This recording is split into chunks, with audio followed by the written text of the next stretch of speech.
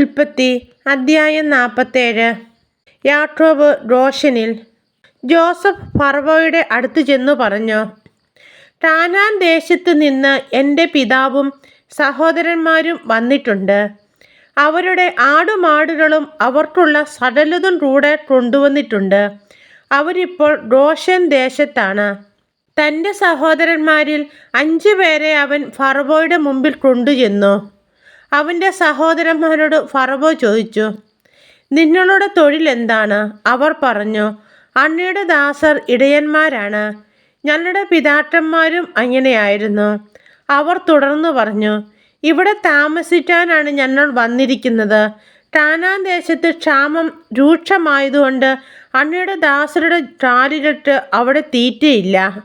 ദയചെയ്ത് Goshen ദേശത്ത് താമസിക്കാൻ ഞങ്ങളെ അനുവദിക്കണം. അപ്പോൾ ഫറവോ ജോസഫിനോട് പറഞ്ഞു, നിന്റെ പിതാവും സഹോദരന്മാരും നിന്റെ അടുത്തേക്ക് വന്നിരിക്കുന്നു. ഈജിപ്ത് ദേശം മുഴുവനും നിനക്ക് അധീനമാണ്. നാട്ടിൽ ഏറ്റവും നല്ല സ്ഥലത്ത് നിന്റെ പിതാവിനെയും സഹോദരന്മാരെയും പാർപ്പിക്കുക. അവർ ഗോശെൻ ദേശത്ത് താമസിക്കട്ടെ. അവരിൽ കാര്യശേഷിയുള്ളവരെ നിനക്കറിയാമെങ്കിൽ എൻ്റെ കാലികളെ അവരെ ഭരമേൽപ്പിക്കുക.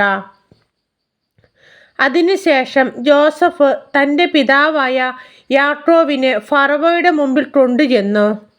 യാക്കോബ് ഫറവോയെ അനുഗ്രഹിച്ചു. നിന്നൊക്കെ വയസ്സെത്രയായി? ഫറവോ ചോദിച്ചു. എൻ്റെ ദേശാന്തര വാസകാലം 130 വർഷമായിരിക്കുന്നു. അത് ഹ്രസ്യവും കഷ്ടപ്പാടുകൾ നിറഞ്ഞതുമായിരുന്നു. എൻ്റെ പിതാക്കന്മാരുടെ ദേശാന്തര വാസകാലത്തോളം ആയിട്ടില്ല അത്. ഫറവോയെ അനുഗ്രഹിച്ചതിന് ശേഷം യാക്കോബ് അവൻ്റെ അടുത്ത് നിന്നു പോയി.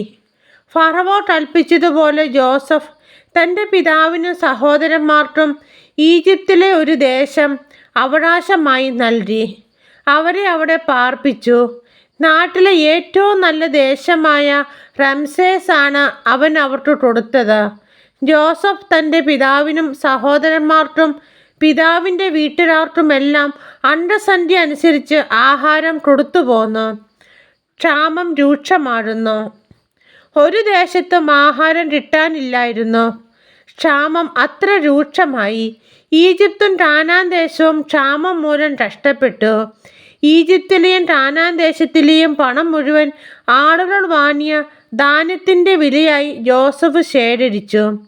അത് ഫറവോയുടെ ഭവനത്തിലെത്തിച്ചു. ഈജിപ്തിലും കാനാനിലുമുള്ള പണമൊക്കെയും തീർന്നപ്പോൾ ഈജിപ്തുകാർ ജോസഫിൻ്റെ അടുത്ത് വന്നു പറഞ്ഞു, ഞങ്ങൾക്ക് ആഹാരം തരിക. അങ്ങയുടെ മുമ്പിൽ കിടന്ന് ഞങ്ങൾ മരിക്കാൻ ഇടയാക്കരുത്.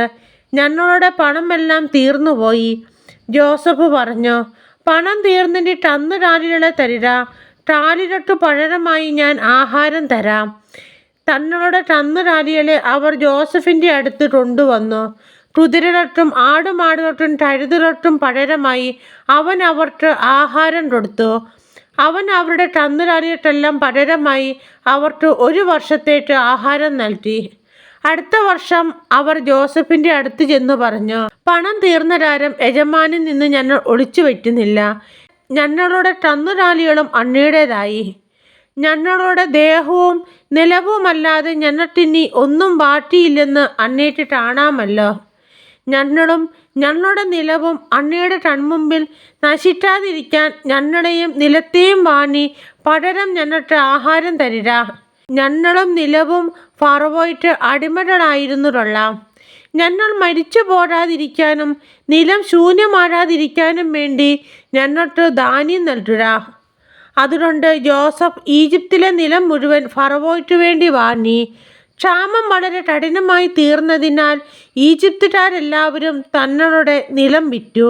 അങ്ങനെ നിലമെല്ലാം ഫറവോയുടേതായി. ഈജിപ്തിൻ്റെ ഒരറ്റം മുതൽ മറ്റേ അറ്റം വരെയുള്ള സകലരും അടിമകളായി. പുരോഹിതന്മാരുടെ നിലം മാത്രം അവൻ വാങ്ങിയില്ല. പുരോഹിതന്മാർക്ക് ഉപജീവനത്തിനായി ഫറവോ ഒരു വിഹിതം നിശ്ചയിച്ചിട്ടുണ്ടായിരുന്നു. അതിനാൽ അവർ തങ്ങളുടെ നിലം വിറ്റില്ല. ജോസഫ് ജനങ്ങളോട് പറഞ്ഞു, ഇന്ന് ഞാൻ നിങ്ങളെയും നിങ്ങളുടെ നിലത്തെയും ഫറവോയ്ക്കായി വാങ്ങിയിരിക്കുന്നു. ഇതാ വിത്ത്, കൊണ്ടുപോയി വിതച്ചിട്ടുള്ളുവിൻ.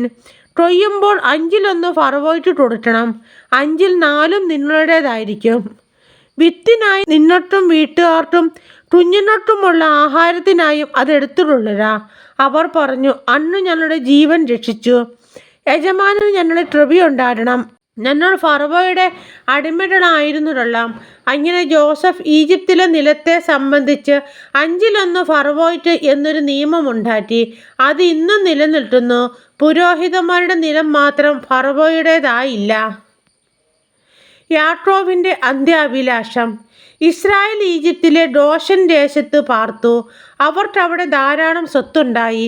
അവർ സന്താന സമൃദ്ധിയുള്ളവരായി പെരുകി. യാക്കോബ് ഈജിപ്തിൽ 17 വർഷം ജീവിച്ചു. യാക്കോബിൻ്റെ ആയുഷ്കാലം 147 വർഷമായിരുന്നു.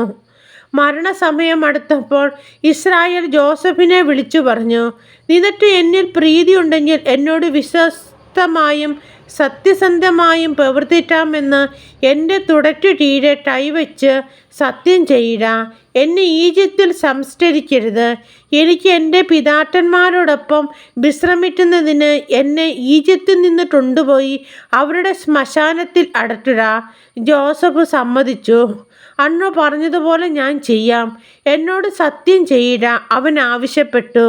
ജോസഫ് സത്യം ചെയ്തു. അപ്പോൾ ഇസ്രായേൽ കട്ടിൽ തലത്തിൽ ശിരസ്സ് നമിച്ചു.